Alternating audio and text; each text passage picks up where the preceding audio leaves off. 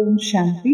இந்த வீடியோவில் ஷேர் பண்ணுற ஆன்மீக ஞானமும் சுய பரிசோதனைக்கான பாயிண்ட்ஸும் பிரம்மா குமாரிகளின் ஸ்பார்க்விங் மேற்கொண்ட ஆய்வுகள் மற்றும் ஆராய்ச்சி சார்ந்த புரிதல்களிலிருந்து எடுக்கப்பட்டது.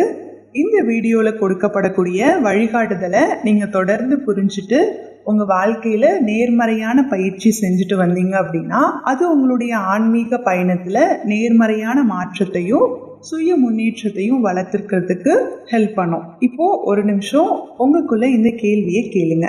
என்னை யாராவது மதிக்காம பேசினா என் மனதுல என்ன நடக்குது? என்னை ஏன் கேட்கல? என்னுடைய பாயிண்ட்டை ஏன் இவங்க மதிப்பு கொடுக்கல? நான் சொல்றதை ஏன் இவங்க கேட்க மாட்டாங்க? அவங்கள விட நான் சிறப்பா செஞ்சிருக்கேனா?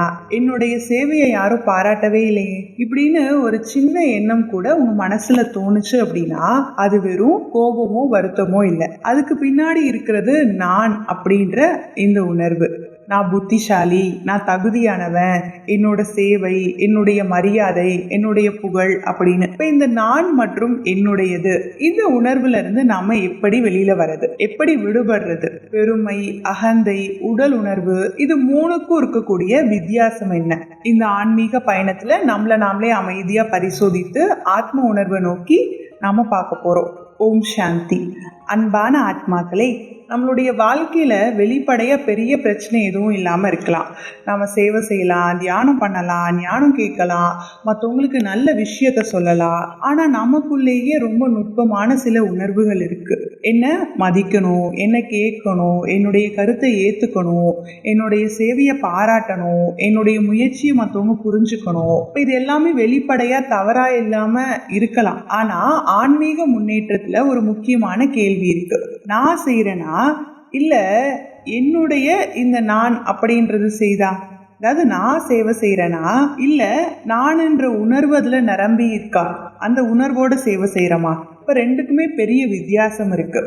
ஆத்ம உணர்வுல இருக்கக்கூடிய ஒருத்தர் ஒரு செயலை செய்யறாங்க. ஆனா செயல் முடிஞ்சதுக்கு அப்புறம் அவங்களுக்குள்ள அங்கீகாரம் தேவைப்படாது.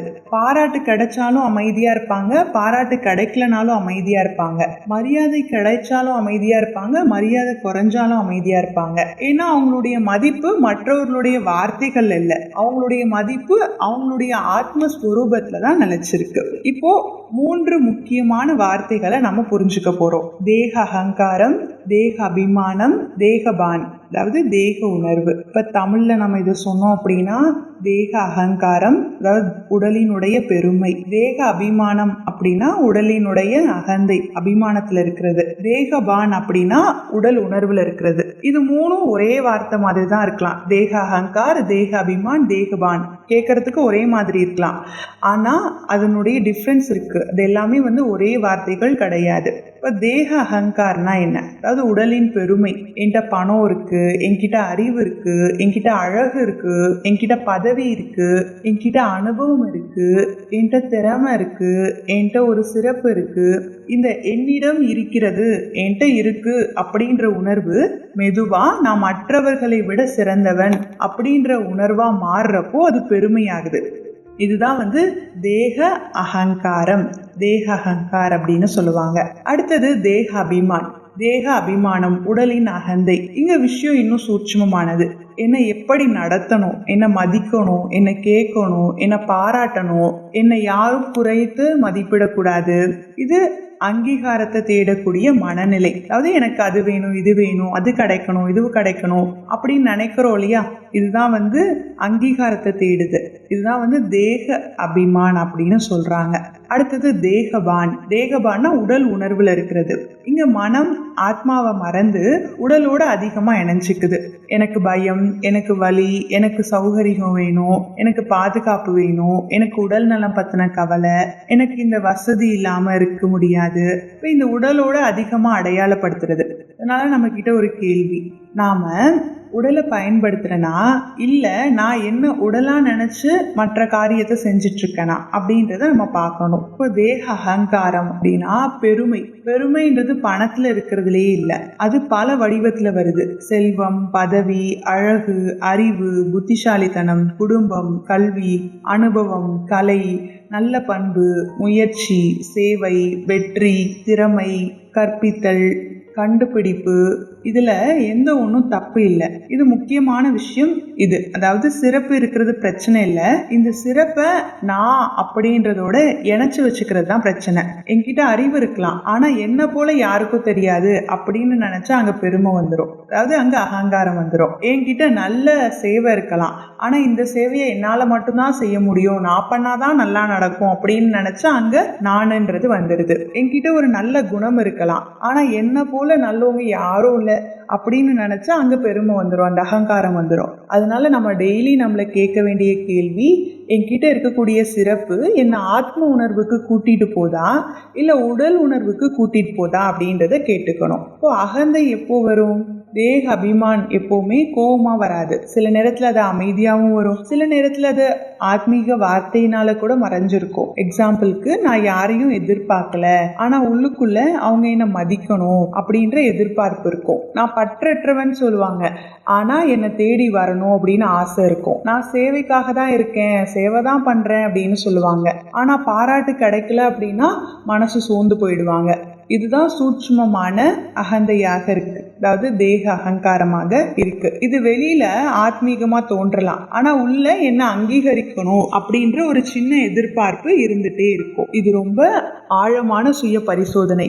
நம்ம கூட இருந்த ஒருத்தவங்க முன்னேறாங்க, அவங்களுக்கு நல்ல சேவை கிடைக்குது, நிறைய பேர் அவங்கள பாராட்டுறாங்க, அவங்க கிட்ட நிறைய பேர் ஆலோசனை கேட்கறாங்க. அப்போ நம்ம மனசுல என்ன நடக்குது? மிகவும் நல்லது அப்படின்னு உண்மையான மகிழ்ச்சி வருதா, இல்ல அவங்களுக்கு மட்டும் ஏன் இவ்வளவு முக்கியத்துவம் அப்படின்ற எண்ணம் வருதா? நான் இவ்வளவு காலம் சேவை பண்ண, என்னை யாரும் கவனிக்கல அப்படின்னு மனசு ஒப்பிடுதா? இது பொறாமை மட்டும் இல்ல, இது என்னுடைய முக்கியத்துவம் அப்படின்ற உணர்வோட தொடர்புடையதாக இருக்கு. ஆத்ம உணர்வு என்ன பண்ணுது?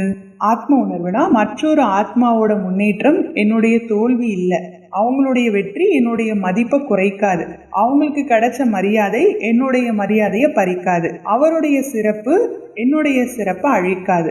ஒரு மலர் மலரும் போது பக்கத்துல இருக்கக்கூடிய இன்னொரு மலர் குறைஞ்சிடுறது இல்லை. அதே மாதிரி ஒரு ஆத்மா முன்னேறப்போ மற்றொரு ஆத்மாவோட மதிப்பு குறைஞ்சிறது கிடையாது. இப்போ நாமளே ரொம்ப நேர்மையா பார்க்கலாம். நான் புத்திசாலி, நான் தகுதியானவன், நான் நல்ல சேவை செய்கிறேன், நான் நல்ல பேச்சாளர், நான் அனுபவம் உள்ளவன், நான் பொறுப்பாளர், நான் ஒரு மகாரதி ஆத்மா, நான் நல்ல டீச்சர், நான் நல்ல திட்டம் போடுவேன், நான் நல்ல விவேகம் உடையவர். இது எல்லாமே உண்மையா இருக்கலாம். ஆனா ஒரு சூட்சுமமான கேள்வி, இந்த உண்மைகள் என்னோட ஆத்ம உணர்வை வலுப்படுத்துதா இல்லை என் உடல் உணர்வை வலுப்படுத்துறதா இருக்கா? இப்ப நாம சொல்லலாம், நான் நல்ல பேச்சாளர், அது ஒரு திறமை தான், ஆனா நான் நல்ல பேச்சாளர் அப்படின்றதுனால எல்லாரும் என்னை கவனிக்கணும் அப்படின்னு நினைச்சா அது அகந்தை. நான் பொறுப்பாளர், அது ஒரு பங்கு, ஆனா நான் பொறுப்பாளர் அப்படின்றதுனால என் முடிவையே எல்லாரும் ஏத்துக்கணும் அப்படின்னு நினைச்சா அது உடல் உணர்வு. இப்போ பங்கு இருக்கலாம், ஆனா பங்கு நம்மளுடைய அடையாளமா மாறிடக்கூடாது. இப்ப என்னுடைய சேவை, என்னோட ஸ்டூடெண்ட்ஸ், என்னோட பகுதி, என்னோட புகழ், என்னுடைய மரியாதை, என்னோட மதிப்பு, என்னோட உரிமை, என்னோட அனுபவம், என்னுடைய சிறப்பு இப்படின்னு என் அப்படின்ற இந்த வார்த்தை ரொம்ப சின்னதுதான், 2 எழுத்து, என்னுடையது அப்படின்றது, என் அப்படின்றது. ஆனா அது மனசுல பெரிய பற்ற உருவாக்க முடியும். ஒரு பொருள் நமக்கு கொடுக்கப்பட்டிருக்கு, அதை பயன்படுத்தலாம், அதை பாதுகாக்கலாம், அதை சிறப்பா பண்ணலாம். ஆனா இது என்னுடையது அப்படின்ற உணர்வு உள்ளுக்குள்ள வந்துருச்சு அப்படின்னா, அந்த உரிமையை நம்ம உணர்வு ஆக்கிட்டோம்னா அதை இழக்கக்கூடிய பயமும் வந்துடும். அதை பத்தி விமர்சனம் வந்தா கோபம் வரும், மற்றவங்க அதை மாத்துனா வருத்தமும் வரும். இப்ப அதனால பல பேரோட வேர்ல பல நேரத்துல என்னுடையது அப்படின்ற உணர்வு இருக்கு. ஆத்ம உணர்வு என்ன சொல்லுது? எதுவும் என்னுடையது இல்லை, எல்லாம் சேவைக்காக கிடைத்த சாதனம். உடல் ஒரு சாதனம், புத்தி ஒரு சாதனம், நேரம் ஒரு சாதனம், திறமை ஒரு சாதனம், சேவை ஒரு சாதனம், பதவி ஒரு சாதனம், வசதிகள் ஒரு சாதனம். நாம யாரு? பயன்படுத்துறோங்க, உரிமையாளர் கிடையாது. உடல் உணர்வு எப்படி தெரியும்? எல்லாவற்றுக்கும் பயப்படுறது, அதிகப்படியான வெக்கம், உடலோட அதிகமா பற்றுதல், சௌகரியத்தை அதிகமா விரும்புறது, எப்பவுமே உடல்நிலைய பத்தினையே அதையே சிந்தனை பண்றது, கவலைப்படுறது, சின்ன சிரமத்துக்கே சோர்ந்து போறது, சோம்பேறித்தனமா இருக்கிறது, செல்வத்தை வெளிப்படுத்துறதுல நிறைய ஆர்வம் இருக்கிறது, சேவைக்கு முன்னாடி அதிக வசதி தேவைப்படுறது, பிறரை சார்ந்து இருக்கக்கூடிய மனநிலை. இது வந்துருச்சுன்னா நாம நம்மள குற்றம் சொல்ல வேண்டியதில்லை, மாறா நாம மீண்டும் உடல் உணர்வுக்கு போயிட்டேனா அப்படின்னு கவனிக்கணும். சுய விழிப்புணர்வோட இருக்கிறது தான் முதல் படி. இப்ப நாம அடிக்கடி சொல்வோம், இது என்னோட நேச்சர், என்னோட இயல்பு, இது என்னோட சம்ஸ்காரம், இது என்னோட பழக்கம், இது என்னோட வாழ்க்கை முறை, என்னால இப்படிதான் செய்ய முடியும், என்னோட முயற்சியே இப்படிதான். ஆனா ஒரு ஆன்மீக மாணவரா நம்ம கேட்க வேண்டியது, இது உண்மையிலேயே என்னுடைய இயல்பா, இல்ல நான் ரொம்ப காலமா பழகுன ஒரு சன்ஸ்காரமா? அமைதி நம்மளுடைய இயல்புனா அமைதியின்மை ஏன் வந்தது? அன்பு நம்மளுடைய இயல்புனா வெறுப்பு ஏன் வந்தது? தூய்மை நம்மளுடைய இயல்புனா பற்றுதல் ஏன் வந்தது? சக்தி நம்மளுடைய இயல்புனா பலகீனம் ஏன் வந்தது? அதனால ஒவ்வொரு பழக்கத்தையும் என் இயல்பு அப்படின்னு அழைக்க வேண்டிய அவசியம் இல்லை. சில பழக்கங்கள் பழைய சம்ஸ்காரம் தான், அதை நாம மாத்த முடியும். இப்போ 3 கேள்விகளை மனசுல வச்சுக்கோங்க.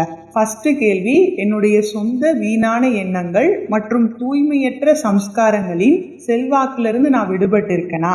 என்னுடைய எண்ணங்கள் என்ன உயர்த்துதா இல்ல கீழே விழ வைக்குதா அப்படின்னு செக் பண்ணணும். அடுத்து 2வது கேள்வி, மற்றவர்களின் அதிர்வுகளின் செல்வாக்குல இருந்து நான் விடுபட்டு இருக்கேனா? ஒருவர் கோபமா இருக்காங்க, அவங்களுடைய கோபம் என்னுடைய மனநிலையும் மாத்துதா? ஒருவர் எதிர்மறையா பேசுறாங்க, நானும் அதையே சிந்திக்க ஆரம்பிக்கிறேனா? அடுத்து 3வது கேள்வி, வெளிப்புறத்துல தமோகுண சூழல்ல கூட நான் விடுபட்டு இருக்கேனா? சுற்றுப்புறம் எப்படி இருந்தாலும் என்னுடைய அந்த உள்ளார்ந்த நிலையில நான் பாதுகாப்பா இருக்க முடியுமா அப்படின்றத செக் பண்ணணும். இதுதான் உண்மையான சோதனையா இருக்கு. பற்றற்ற நிலை அப்படின்னா என்ன? அன்பில்லாம இருக்கிறது இல்ல, பொறுப்பு இல்லாம இருக்கிறது இல்ல, மத்தவங்களை விட்டு விலகி போறது இல்ல. மாறாக அன்போடு இருந்துட்டு பற்று இல்லாம இருக்கணும். நாம சேவை செய்வோம், ஆனா சேவையின் பலன்ல பற்று இல்லாம இருப்போம். நாம அன்பு கொடுப்போம், ஆனா பதிலுக்கு அன்பு வேணும்னு நினைக்க மாட்டோம். நம்ம மரியாதை கொடுப்போம், ஆனா மரியாதையை எதிர்பார்க்க மாட்டோம். நாம நம்மளுடைய பங்கு சிறப்பா செஞ்சுட்டு போயிட்டே இருப்போம், ஆனா அந்த பங்கையே நம்மளுடைய அடையாளமா மாத்த மாட்டோம். இதுதான் பற்றற்ற நிலை. இது ரொம்ப ஆழமான ஆன்மீக நிலை. எதுவும் கிடைக்கலனாலும் மனசு அமைதியா இருக்கணும். யாரும் பாராட்டலனாலும் நம்ம மதிப்பு குறையாம இருக்கணும். யாரும் கேட்கலனாலும் நாம அன்பை இழக்க கூடாது. மத்தவங்க முன்னேறினாலும் நாம மகிழ்ச்சியா இருக்கணும். இதுதான் உள்ளார்ந்த சுதந்திரம். எனக்கு இது வேணும் அப்படின்ற எண்ணம் குறையிறப்போ மனசு லேசாயிடும். என்னை மதிக்கணும், என்னை பாராட்டணும், என்னை கேட்கணும், என்னுடைய கருத்தை ஏத்துக்கணும் இப்படின்ற எதிர்பார்ப்புகள் குறையிறப்போ ஆத்மாவோட சக்தி வெளிப்பட ஆரம்பிச்சிடும். சக்தி வாய்ந்த நிலைனா என்ன? சக்தி வாய்ந்த நிலைனா பிரச்சனைகள் இல்லாத நிலை அப்படின்றது கிடையாது. பிரச்சனைகளுக்கு நடுவுலையும் ஸ்ட்ராங்கா இருக்கணும். மற்றவங்க கோவப்பட்டாலும் நாம அமைதியா இருக்கணும். மற்றவங்க நம்மளை திட்டுனாலும் நான் என்னுடைய மதிப்பை மறக்க கூடாது. மற்றவங்க என்ன புரிஞ்சுக்கலனாலும் நான் என்னை இழக்க கூடாது. சூழ்நிலை மாறினாலும் என்னுடைய நிலை மாறக்கூடாது. இதுதான் ஆன்மீக சக்தி. அகந்தையினுடைய ஒரு முக்கியமான அடையாளம் இருக்கு. மற்றவர்களின் குறைகளை டக்குன்னு பாக்குறது, அதாவது சீக்கிரத்திலே பாக்குறது. அவங்க என்ன தப்பு பண்ணாங்க, அவங்க எப்படி பேசினாங்க, அவங்க ஏன் அப்படி செஞ்சாங்க. ஆனா ஆத்ம உணர்வுல இருக்கக்கூடிய ஒருத்தர் கேட்பாங்க, இந்த ஆத்மால என்ன சிறப்பு இருக்கு? ஒவ்வொருவர்கிட்டையும் ஏதாவது ஒரு சிறப்பு இருக்கும். யார்கிட்டயாவது பொறுமை இருக்கும், அன்பு இருக்கும், தைரியம் இருக்கும், சேவை உணர்வு இருக்கும், ஒழுக்கம் இருக்கும், நல்ல புரிதல் இருக்கும். நாம சிறப்பை பார்க்க ஆரம்பிச்சா ஒப்பீடு குறையும், பொறாம குறையும், விமர்சனம் குறையும், அன்பு அதிகரிக்கும். நம்ம மனசுல சில நேரத்துல என்னை யாரும் மதிக்கல அப்படின்னு தோணலாம். அப்போ உடனே கேளுங்க, நான் மற்றவங்களை எவ்வளோ மதிக்கிறேன், அவர்களுடைய கருத்தை கேட்கிறேனா, ஏத்துக்கிறேனா, அவங்களுடைய சிறப்பை பார்க்கறேனா, அவங்களுக்கு முன்னேற வாய்ப்பு கொடுக்கறேனா, அவர்கள் என்னை விட வேறுபட்ட முறையில செயல்பட்டா அதை ஏத்துக்கிறேனா? இப்ப மரியாதை கேட்கறத விட மரியாதை கொடுக்கறது சக்தி வாய்ந்தது. ஏன்னா மரியாதை கேட்கக்கூடிய மனம் சார்ந்திருக்கும், மரியாதை கொடுக்கும் மனம் சுதந்திரமாக இருக்கும். இப்போ சேவையில அகந்தை வருமா? ஆமா, சேவை ரொம்ப தூய்மையாக இருக்கலாம், ஆனா அதுலயும் நான் அப்படின்றது ஆட் ஆயிடுது. இந்த சேவையை நான் ஆரம்பிச்சேன், இந்த திட்டத்தை நான் உருவாக்குனேன், இந்த மாற்றம் என்னால வந்தது, என்னோட சேவை இல்லாம இந்த விஷயம் நடக்காது இப்படின்னு நம்ம நினைக்க ஆரம்பிச்சா சேவை மெதுவா சுய அடையாளத்தை உருவாக்கும் கருவியா மாறிடும். ஆத்ம உணர்வு என்ன சொல்லுது? நான் ஒரு கருவி, சக்தி என்னுடையதல்ல, திறமை என்னுடையதல்ல, வெற்றி என்னுடையதல்ல, எனக்கு கிடைச்ச எல்லாமே சேவைக்காக பயன்படுத்தப்படும் சாதனம். இந்த உணர்வு வந்துச்சுன்னா சேவை லேசாயிடும். வெற்றியில பெருமை வராது, தோல்வி வந்தாலும் உடைஞ்சு போக மாட்டோம். அப்ப அகந்தை அப்படின்னா நான் எல்லாத்தையும் செய்ய முடியும் அப்படின்னு நினைக்கிறது இல்ல. சில நேரத்துல என்னால முடியாது அப்படின்ற எண்ணமும் உடல் உணர்வின் ஒரு வடிவமா இருக்கலாம். என்கிட்ட வசதி இல்ல, என்கிட்ட நேரம் இல்ல, எனக்கு ஆதரவு இல்ல, எனக்கு திறமை இல்ல, அவங்க உதவி பண்ணா மட்டும்தான் நான் செய்ய முடியும், இதெல்லாம் உண்மையான சூழ்நிலையா இருக்கலாம். ஆனா நாம எப்பவுமே சூழ்நிலையே நம்மளுடைய சக்தியின் அளவுகோலா வச்சுக்கிட்டோம்னா நம்மளுடைய உள்ளார்ந்த சக்தியை மறந்து போயிடுவோம். அதனால வசதிகள் இல்லாவிட்டாலும் என்னால் என்ன செய்ய முடியும், சிறியதா இருந்தாலும் பண்ணுங்க. ஒரு நல்ல எண்ணம், ஒரு அன்பான வார்த்தை, அமைதியான பதில், ஒருவரை ஊக்கப்படுத்துறது, ஒரு நிமிஷம் தியானம், இது எல்லாமே ஒரு சேவை தான். அடுத்தது, தன்னை மாற்றுவதற்கு முன்னாடி மற்றவங்களை மாற்ற முயற்சிக்கிறோமா? இது ரொம்ப ஆழமான சுய பரிசோதனை. அவர் மாறணும், இவங்க இப்படி இருக்கணும், அவங்க என்ன புரிஞ்சுக்கணும், அவங்க முதல்ல மாறினா நானும் மாறுவேன். ஆனா ஆன்மீக பயணத்துல நான் முதல்ல மாற தயாரா?